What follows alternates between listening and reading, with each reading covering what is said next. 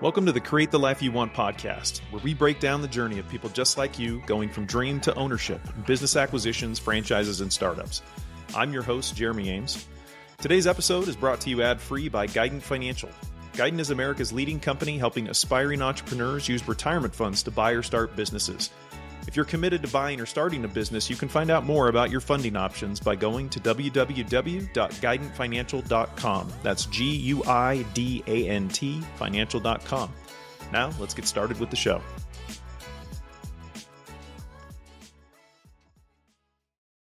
Welcome, everyone, to the Create the Life You Want podcast. I am joined today by Stephen Siegel, and am excited to hear a little bit more about his story. He is a multi-unit franchise owner with StretchLabs, and maybe one of the most interesting things about his story is that it got its start in the midst of COVID, which is not uncommon for people to have some origin stories in the midst of really big changes, either economically or what's happening in the United States. So, Stephen, thanks for taking the time to join us today.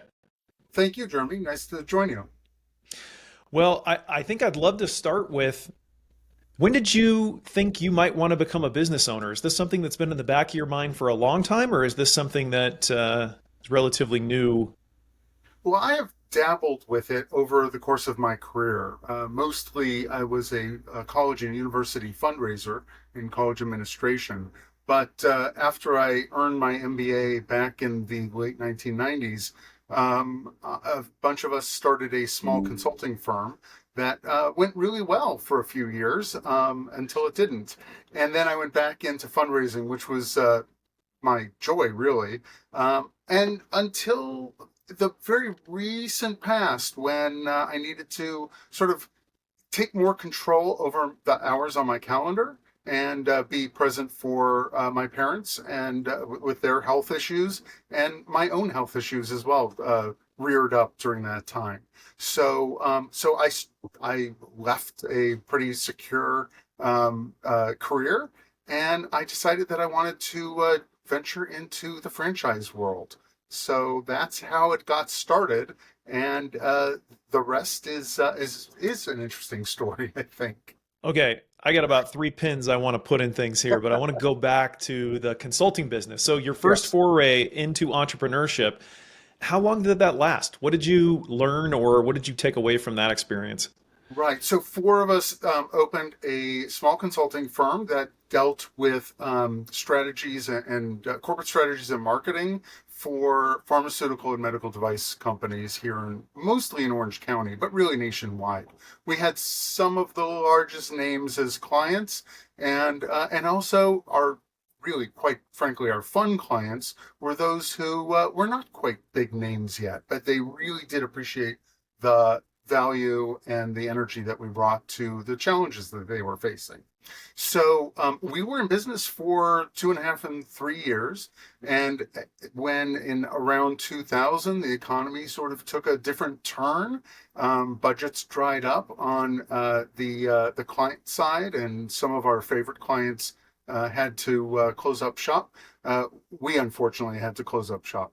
My colleagues are still in the business. We're still friends to this day. But I went back into my fundraising world. It was more secure, and frankly, it allowed me to regroup and think through what I wanted to do. Yeah, so you had a brief foray into entrepreneurship, and then sounds like you went back to the corporate world for almost 20 years. So I what did. what changed? Sounds like there were a lot of things that were coming together at the same time that made you think differently about, you had made the decision 20 years earlier to say, hey, I want security, and security for me right now means getting a job. What was it that shifted, and what did you need at that point? Well, so I went back for that security, and frankly, because as we were wrapping up our consulting firm, I got a call from former colleagues who said, "Hey, I know you're wrapping things up there.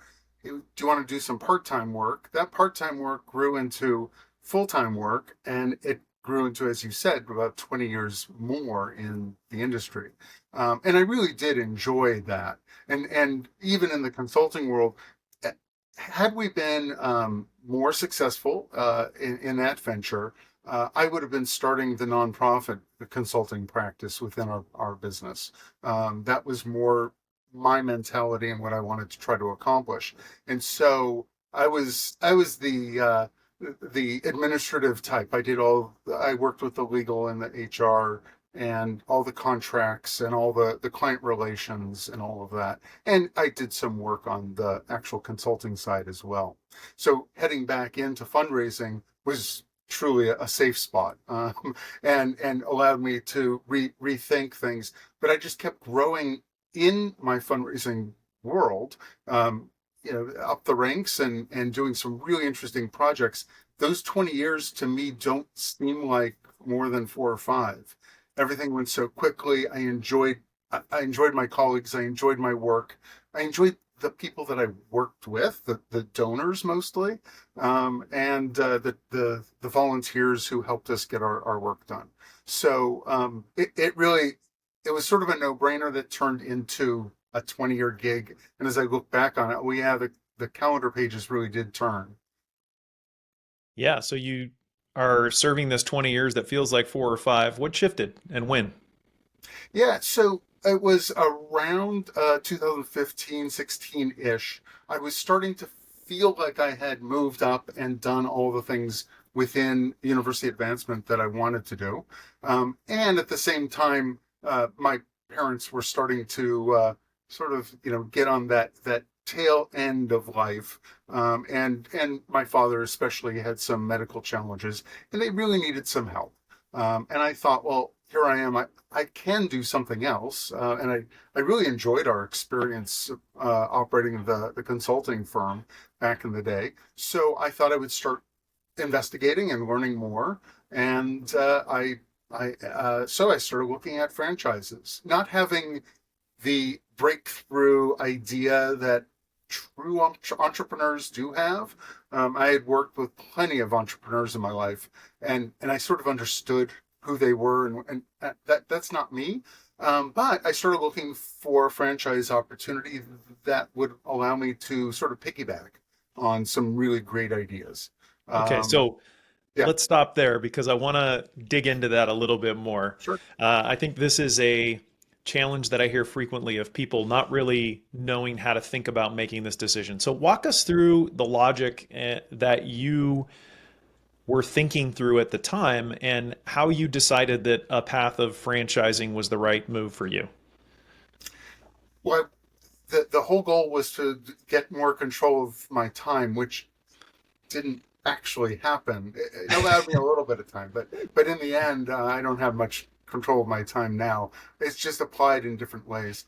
And really, how it happened is that I just started to think through the types of work that I'd like to do. I actually had a franchise consultant help me um, work through some options and ask some very probing questions. It was really a great experience for me because he was asking some questions I had not been asked since my MBA days.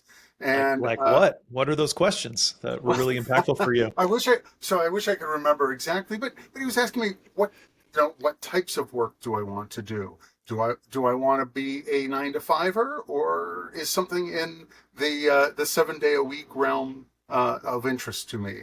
What are my career goals? When do I want to retire, if any? Those sorts of questions, all leading towards, in his mind, let me find a few of the right uh, opportunities for you to evaluate.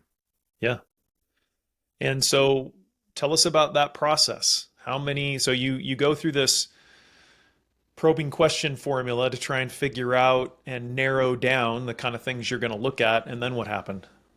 Well, so he made me make one big promise, which is no matter what he presented me, he was going to be presenting me with 3 or 4 options that he thought would match what I was telling him. And he made me promise to evaluate each of those with enough time and energy to really make a valid decision and not just say, oh, I don't want to operate this kind of business, like an ice cream parlor, which is one of the ones I added to the mix on my own because I really like ice cream. So So he made me make that promise, and I did that. And so he offered three opportunities. One was a men's haircutting salon that I'd never heard of before, but I did find one of about 10 or 15 miles from my home. Another one was a brand new massage concept that only at the time had two or three open studios. So it was really on the upward trajectory. And the third one was StretchLab. And then, as I said, I added a fourth, a really what I consider to be a really great ice cream franchise that I evaluated and thought about buying a couple of open parlors. Yeah, so when you decided on the franchising as the path you wanted to go down, what were the determining factors for you? What did you think you were going to get from that was going to be a fit for what you were looking for? Well, I think what I really like about the franchising world is the concept is developed. Some developed really well, and others are maybe a little new and green. But there's already a concept. They've already sort of proven the model, as it were. And then there's also this sense that they have a system in place. And maybe it's not perfect, but at least there's something that's tried and true. Um, I've learned that, of course, although there may be systems in place, they may not be great. But at least for StretchLab, which is a subsidiary of Exponential Fitness, which at the time owned, at the time owned eight brands, moved up to 10. I think they're back down to eight or nine. But they're all fitness brands, a few of them wildly successful. Like Club Pilates is just going gangbusters. And there was StretchLab that was on the right trajectory. It only had 70 or 80 open studios at the time. And today, as we speak, it's about 475 open studios. Oh, And that's wow. only 3 years later. And there, the vision is to be, I think the vision is to be up to 1,000 or so. I'm happy with my two, but that is so I was looking for something that I could grow with and really be part of the growth. I'm not one to just sit around and count widgets as they come in or count dollars or whatever it may be. I wanted to be part of this and try to learn and maybe be a little innovative within my own little space.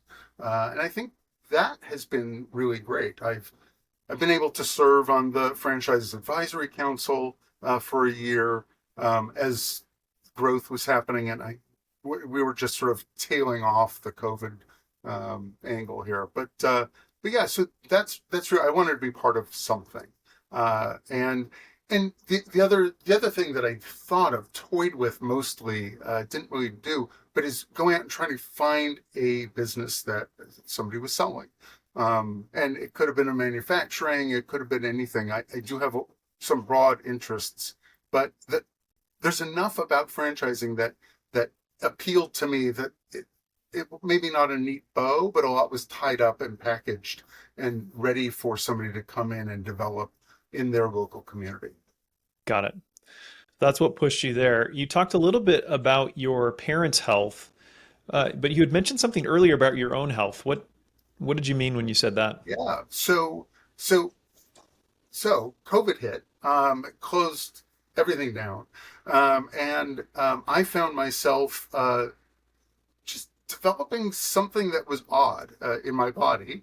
And what it turned out to be was some sort of rare kidney disease. So Thanks. it's in remission now, and I'm in good health on that score. But it took my my medical team months and months and months of lots of scans and tests and whatnot to figure it out. And in the process of figuring out, they found a little cancer, which is also in remission. And knock on wood, my my oncologist is about to fire me as a patient, which is a good thing. That's So the goal, right? yeah, exactly. That is the goal. So those two things happened during the height of COVID when nobody knew anything about the disease, and here I was. I was no longer working full time at my old job, and I couldn't do anything with the franchise because no landlords would return phone calls or emails or text messages. They were trying to figure out what's going on with their Yeah. current folks, and they weren't talking to any new any new leasees. So So it the was an health interesting issue, time. yeah, so the personal health issue wasn't really a driver for pursuing business ownership because you were already sort of down No. that path. It just created this obstacle right in the midst of your journey. So you start looking for Yeah. these franchise opportunities. Had you already engaged with Stretch Labs? Yes, I had engaged with them, and not only that, but in February of 2020 is when I made my initial investment. Oh, great And timing, then, Stephen.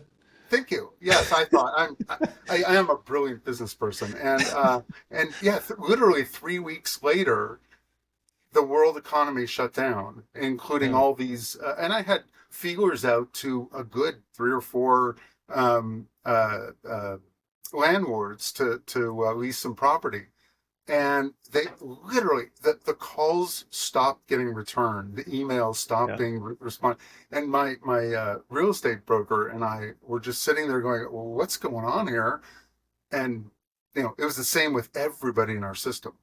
So yeah, so it was actually a really, I mean, silver lining time. I'm not just trying to be, sort of upbeat about this, but I was able then to spend a lot more time within the StretchLab orbit, going to as many Zoom meetings as I could possibly sit through and learning more and more and more about the business while I was trying to get landlords to talk to me. So that was 6 months of sitting. yeah. So the 6 months while you're waiting on the sidelines, what did you learn during that time that you think better set you up for success than you might have been otherwise?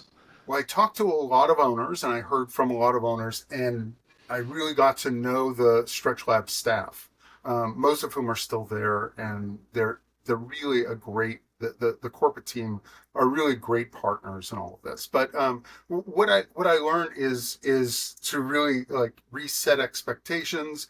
Nobody knows how, especially the fitness world, which is all in person, really. Yeah. The online fitness was taking off. I mean, you look at Peloton, it just skyrocketed, and a lot of those types it hasn't sustained itself. And the efforts that Exponential Fitness made were really outstanding. They weren't great. They weren't driving revenue for the open studios, at least not that much. We weren't anywhere near open yet. We had no members, so that was the. I mean, I was very fortunate because I didn't have any staff. I didn't have payroll. I just had myself, and I could, I had a little bit of a cushion financially, but I really wanted to open because I don't like to fail. So Yeah. so yeah, so I really just learned a lot more about the business, the stretch lab business, the one-on-one assisted stretching, and really about fitness. Fitness is not my primary sort of end all. I am not a gym rat of any sort, and I like being outdoors. I like being active. But that's not me. I'm more interested in the business opportunity and helping other people. Has anything about that changed for you, both with the health issues and with getting involved with a franchisor that's more health based? Not really. No. I've continued to learn more and more about stretching and how it does improve people's lives. Probably the most important thing I've learned over the last 2.5, 3 years is talking to the members that we have. We have a good dozen members or so who started with us before we opened our first studio in Long Beach, California. They're still with us 3 years later, and their stories are really inspirational. They're mostly on the older side, and some of them have some really significant goals to get back into health. Most of them are trying to improve their golf or tennis game or be able to keep up with the grandkids. Yeah. But there's a lot of folks who are in the midlife age brackets who are just sedentary, especially coming out of COVID. Everybody was sitting on a couch, or they weren't able to be as active as they would like to be, and so we help them get back into shape safely. The worst thing that can happen is for somebody to be sedentary for 6 months and then just go full force and do something. They're going to tear a ligament or a muscle or something. They're going to get injured, and we help them not get injured. Yeah, so speaking of being sedentary for 6 months, so you're sitting there waiting for the world to come back online so that landlords will respond to your calls and you can find a location to open. So fast forward 6 months. Now we're in, I don't know, August or September of 2020. What happens at that point? So at that point, I do get a hold of a landlord. I was able to pivot my sites from I wanted my first studio in Huntington Beach, California, but they wouldn't talk to me. So I started looking at Long Beach, California, which was part of the territory that I bought into. Found a landlord that was willing to talk, negotiated a deal, struck a deal with them, and then I started hiring. Now it was getting real. So, if it's just me sitting in front of my computer for 6 months, it's not a big deal. But now I'm about to hire somebody, and it's going to be a general manager, so it's going to be the highest payroll on my books, and I got to do it right. And I don't know enough about the business. Like I need really to be in it to know it, and I can't really be in it that well because most of the studios were still closed. We're just on the verge of opening, and so it's not like I could go and help out at the front desk for a week at a local studio. So, which is a thought that crossed my mind. So I started hiring. It took me probably 3 months to hire my general manager. If she were sitting next to me right now, she would tell you that she thought I would never hire her because I just took my own time. But it was the best hire I could have made. She's still with me today, and actually, the one of the first two flexologists we hired is still with us today. So Let's one of talk about the general manager because I think a lot of people when they go oh down yeah a franchise path have the idea of hiring somebody that's going to run the day-to-day parts of the business, and many of them go through a lot of false starts to get there. Sounds like you nailed it on the first try. What did you yeah do? What was different about this person that you interviewed? How did the franchise support you? Like what were the things that led to that being successful? yeah. So the franchise supported me because they had hired a good 80 or 100 general managers over the course of the lifetime. So they sort of knew the type of person. And so on paper, I understood. But when you try to translate that to the human being, it becomes a little more difficult. And so what I did is I just started interviewing. And I interviewed a lot of folks, many of whom were sort of corporate refugees from corporations that had temporarily closed. And I knew enough to understand that I didn't really want that kind of individual because when COVID left us, they would go back to the roles that they had, and I'd be back in the hiring game. And so the person I found was somebody who was in a different industry, still in sort of retail and service, but not in fitness. But she was and still is a fitness junkie. Got She it. does So everything. she had the passion for the mission, Oh yeah, and but and had and free ancillary experience in other models. exactly, and she had management experience over mostly part-time individuals, which is what we hire, or who we hire. So Devin, so not only that, but our stretch lab was literally 1.5 miles from her home. And that in Southern California, that appeals to a lot of people Yeah, I would guess when you so. can literally walk or ride your bike to work. And it's a fitness world. So if you get a little sweaty coming to work, nobody cares. Yeah. uh, but anyhow, so that's sort of how I in a sense lucked into her. But it was also a little bit of skill. I'm pretty good at reading folks and understand. At least I thought I understood what I was looking for, and I knew that I didn't want to be a hands-off owner.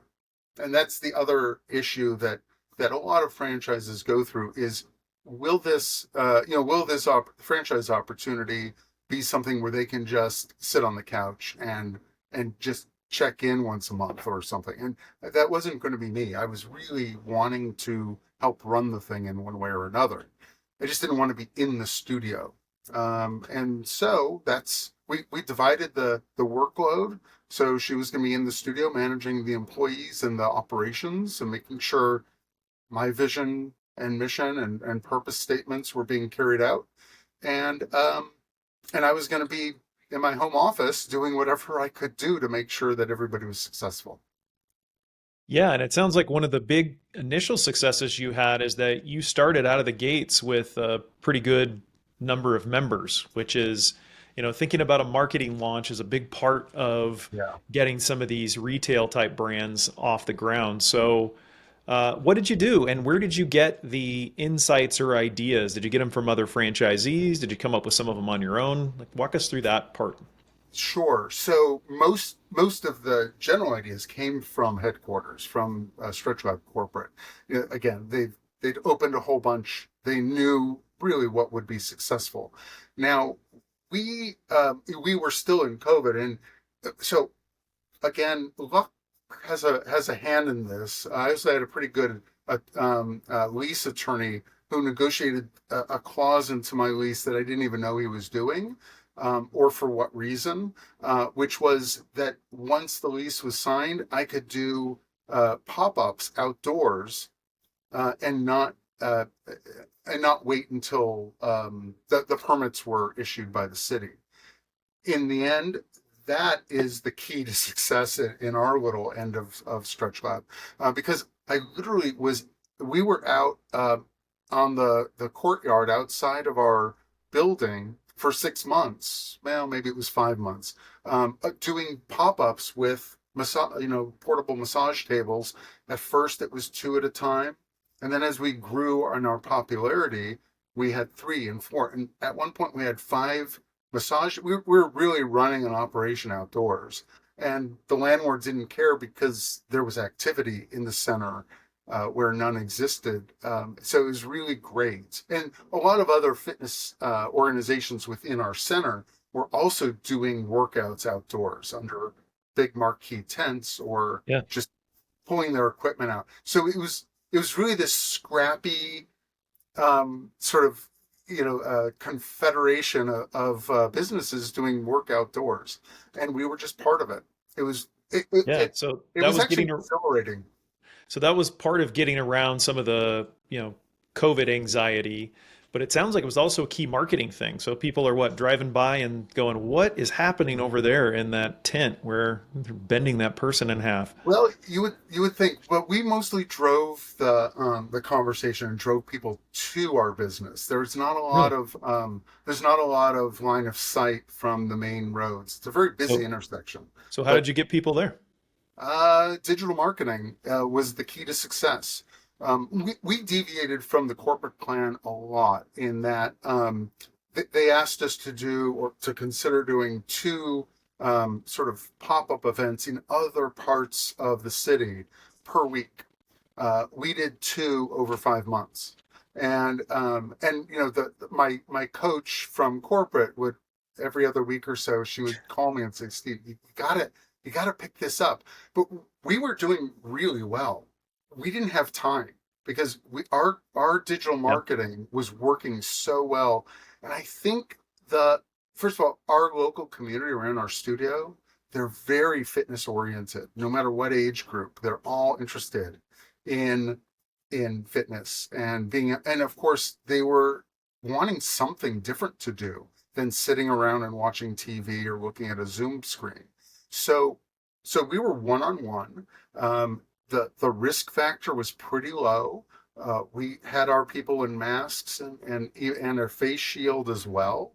And we just did our stretches and we got a lot of great memberships. And that's how we built up to the number was 255 members on the day we opened. That Wow. was the highest number of the Stretch Lab brand at that time. It's since been eclipsed by a number of studios. I'm happy for them. I still want the title, but too Yeah. late. Uh, They used to have it. yeah,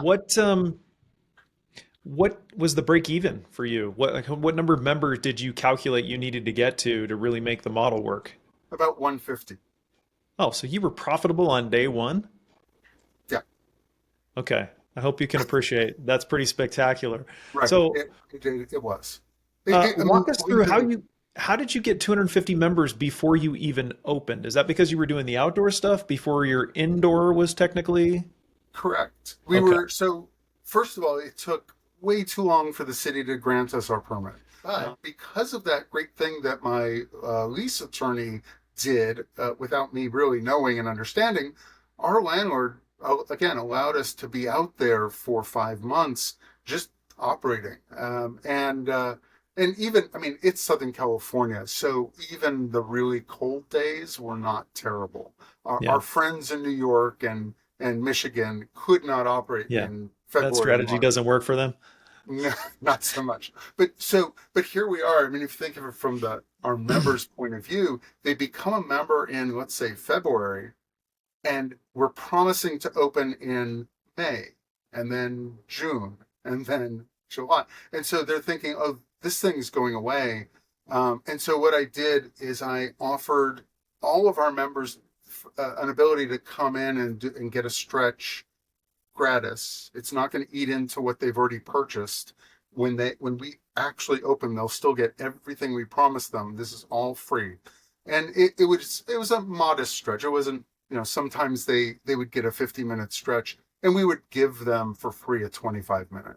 But we did that regularly, and that's how we built up to 5 benches outdoors, Got it. because we were giving the product away. But I felt we had to do that to keep people Engaged. thinking, oh yeah, this is a going concern.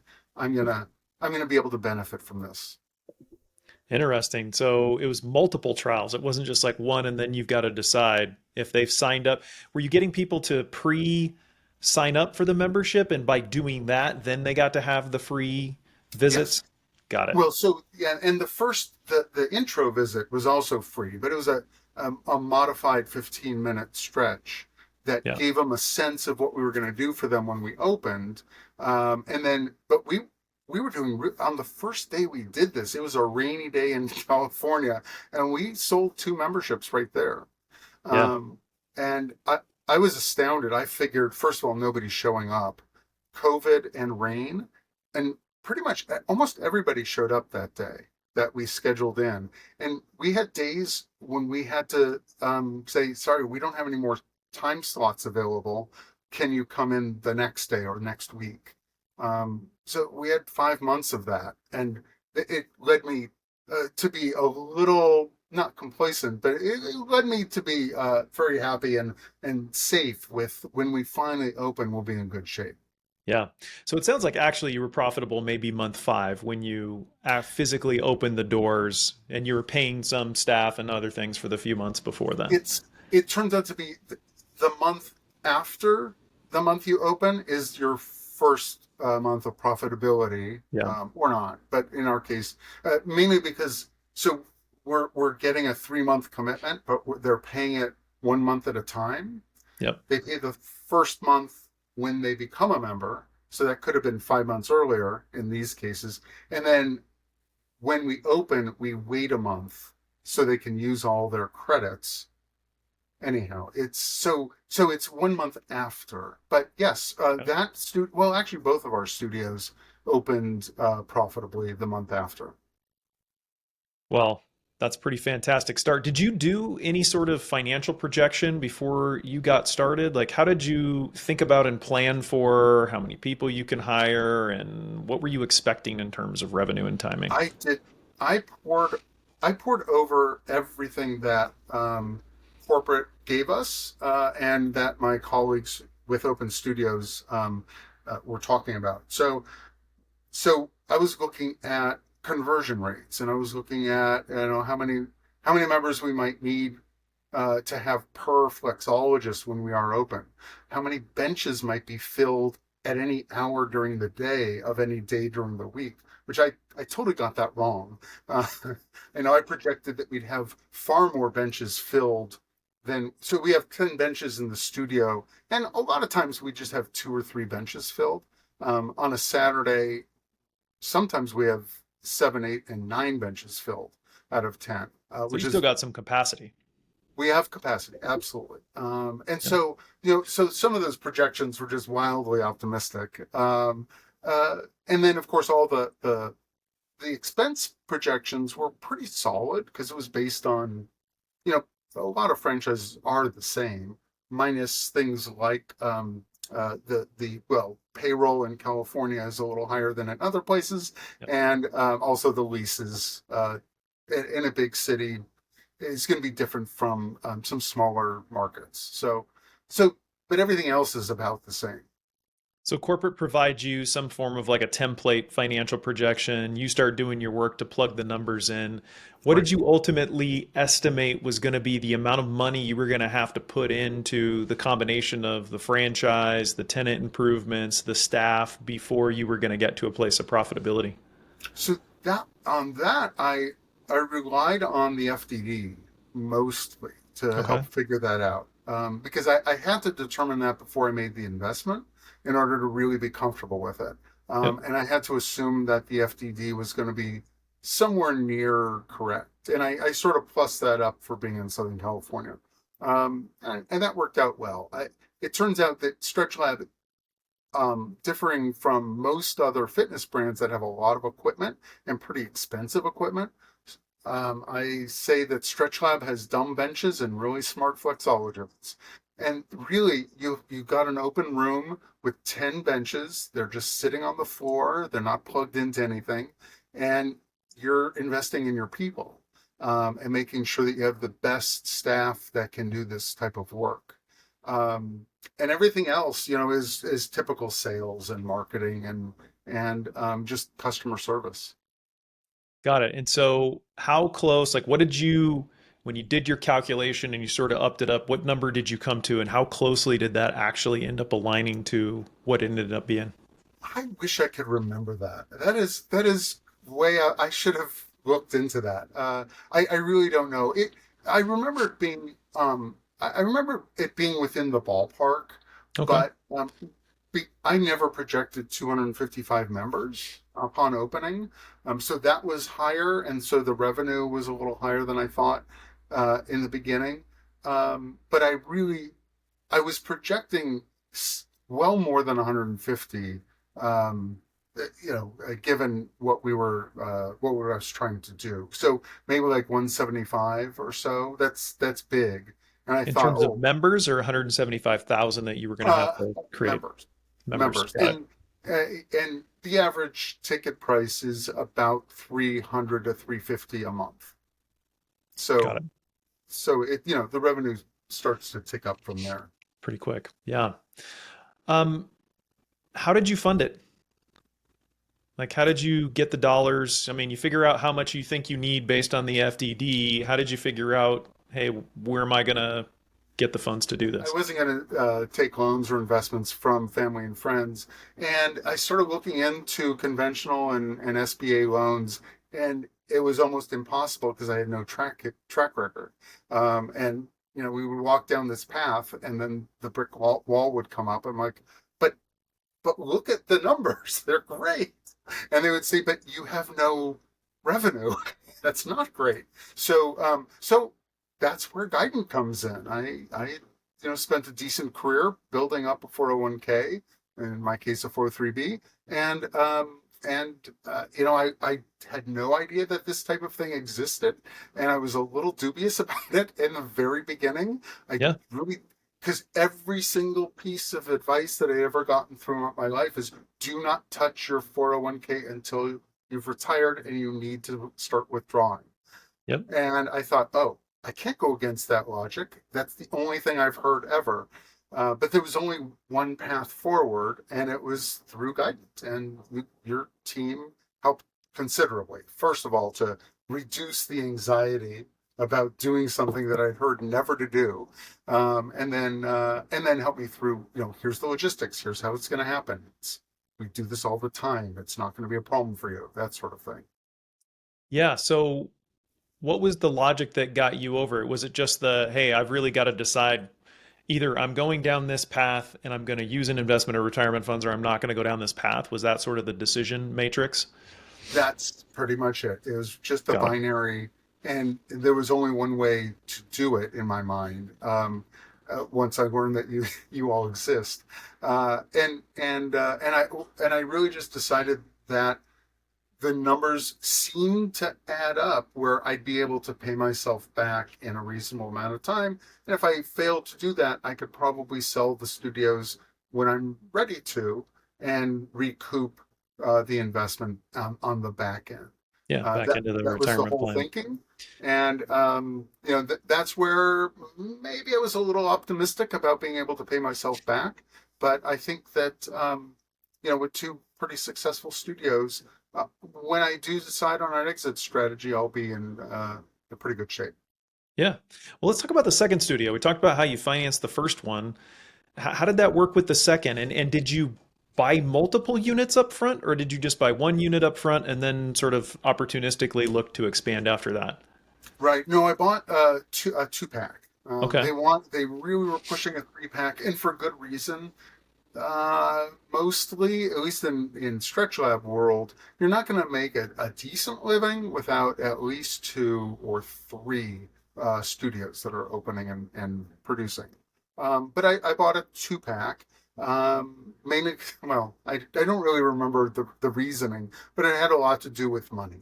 I knew that at the rough figure is $250,000 per studio to open, Yeah. and I wasn't really willing to invest all of my 401k in this venture. Diversity is a good thing, and so I bought two. I knew I was going to open two, but I honestly felt that the second one would be financed through revenues, and that was the main challenge that I faced. You said you With, thought. So is that yeah, what happened, or did something different it happen? did not. It did Okay. not. Here's where the Guidant team came into view again, and I just pulled out another lump sum from my 401k through you guys and financed the second one that way. Got it. So originally you had withheld some of your retirement funds and only invested a certain portion. And then when you got to the second one, you weren't seeing the path that you thought. So you Right. brought some additional, you did another stock transaction essentially to buy more Correct. into the business. Okay. So then you got your second unit. And what happened then?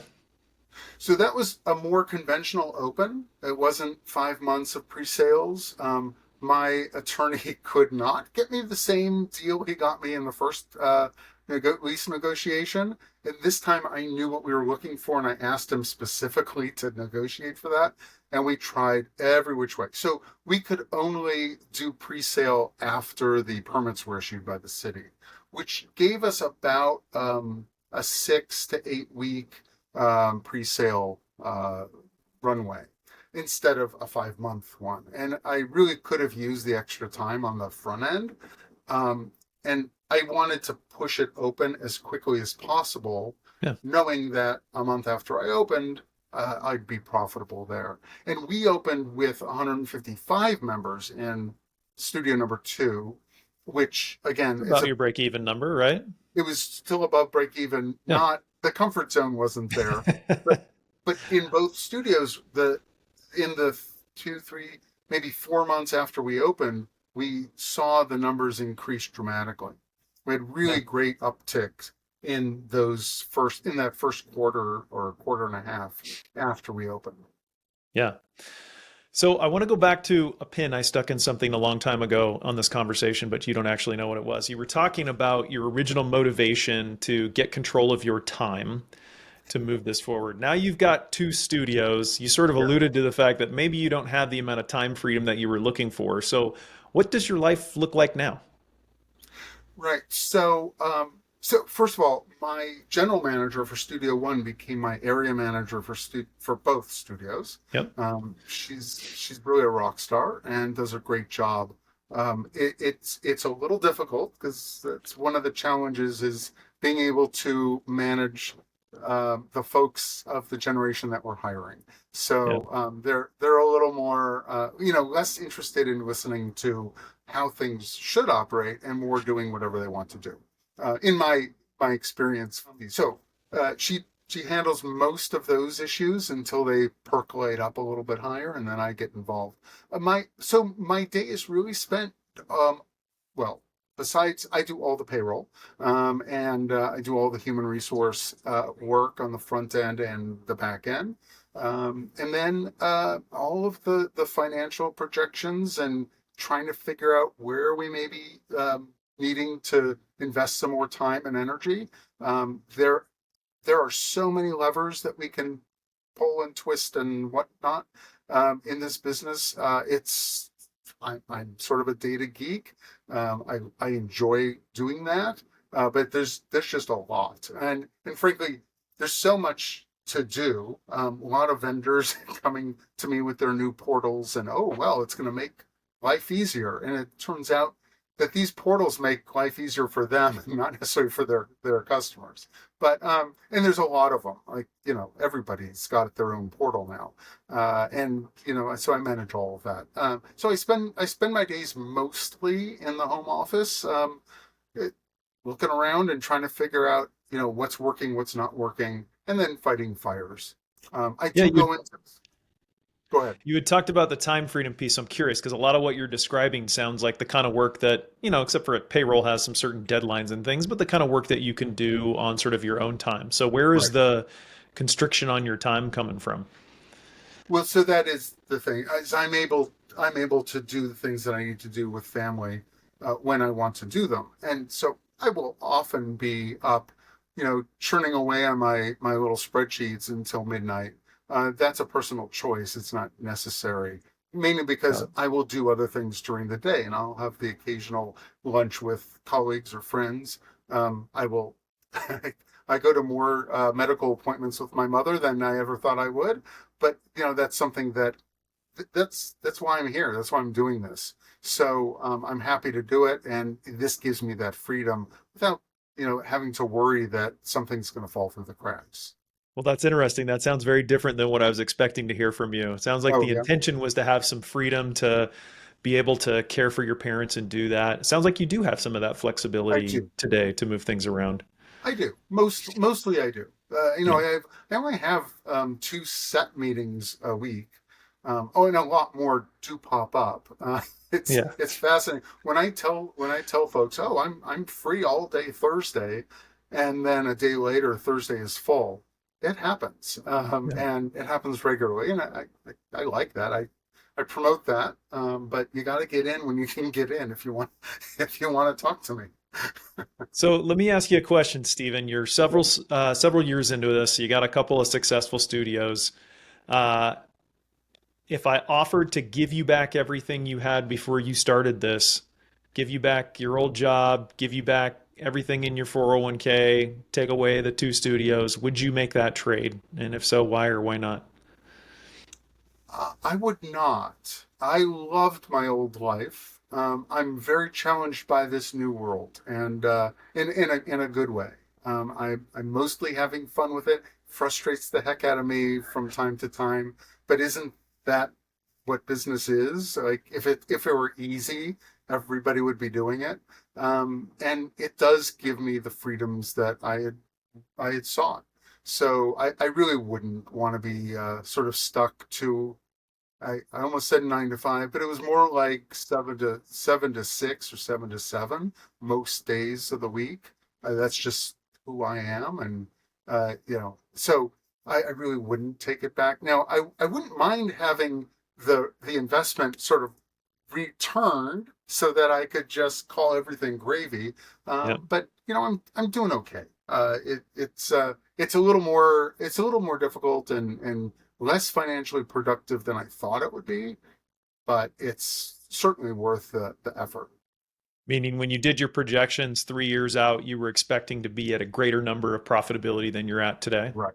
I Got it. figured in like 5 to 7 years I'd be paying my initial investment back, and that won't happen in that time frame. It'll probably double that. So, but I probably won't be in it for 14 years. Yeah.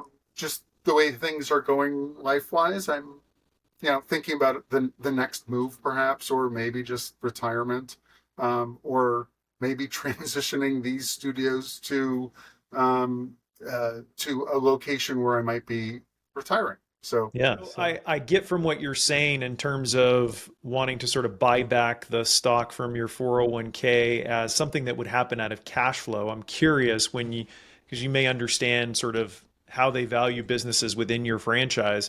Has your investment grown? Like, are the businesses worth more than you invested to get them off the ground? Meaning, if you decided you wanted to retire tomorrow and sell them, yeah, I what is, I think so.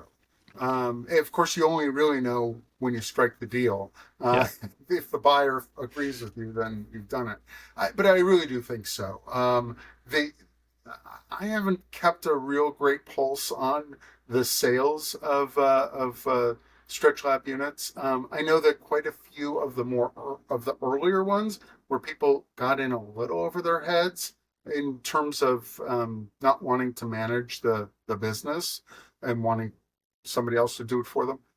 Those studios have not produced as well yeah. as far as exit strategy. But I think with two successful units, I think I could probably exit pretty well in the 5 to 7 to 10 year range.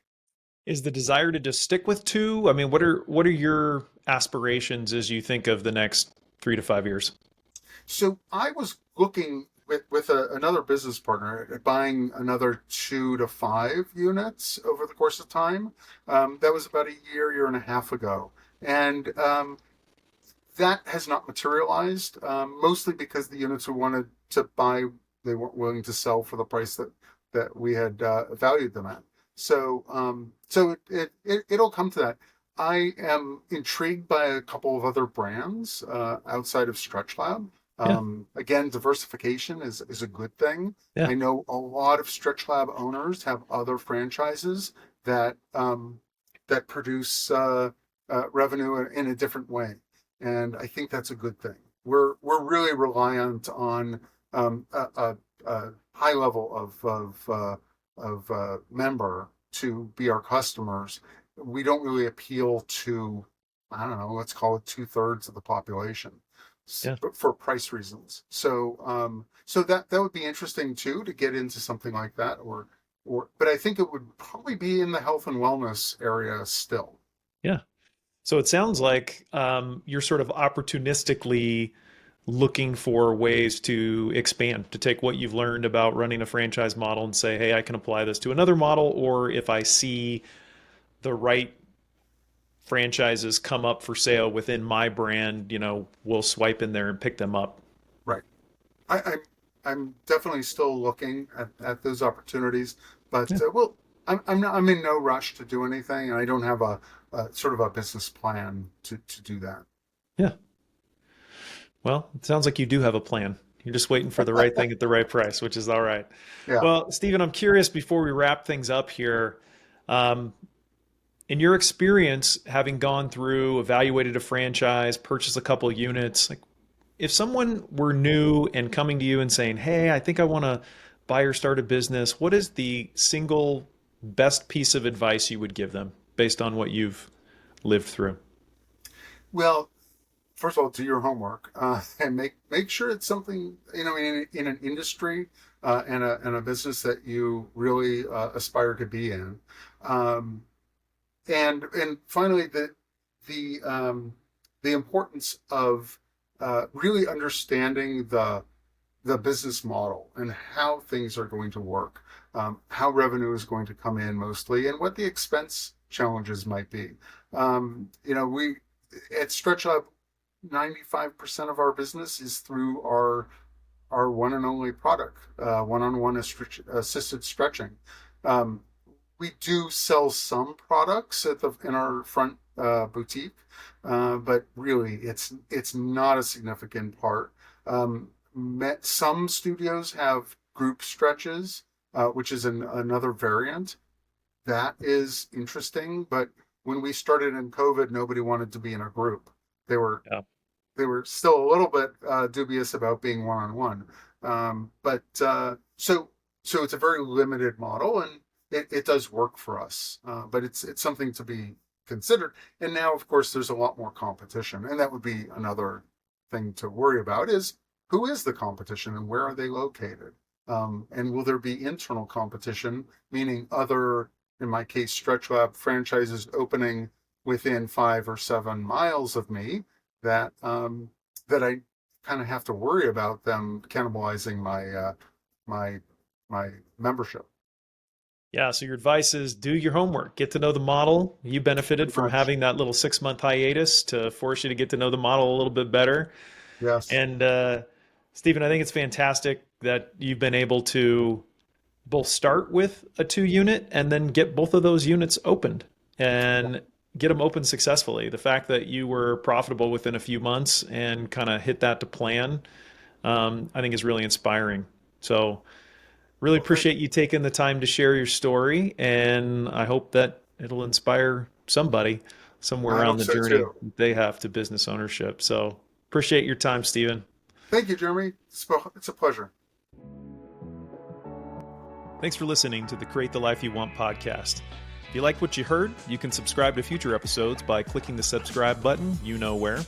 If you're an aspiring business owner, you may also want to subscribe to the Create the Life You Want newsletter for more inspiration and tips delivered to your inbox every week. You can find the link to that in the show notes, as well as on my personal website, jeremyames.com. If you've already decided you want to start or buy a business, consider exploring your financing options by heading to our sponsor's website at www.guidantfinancial.com. That's Guidant financial.com. See you in the next episode.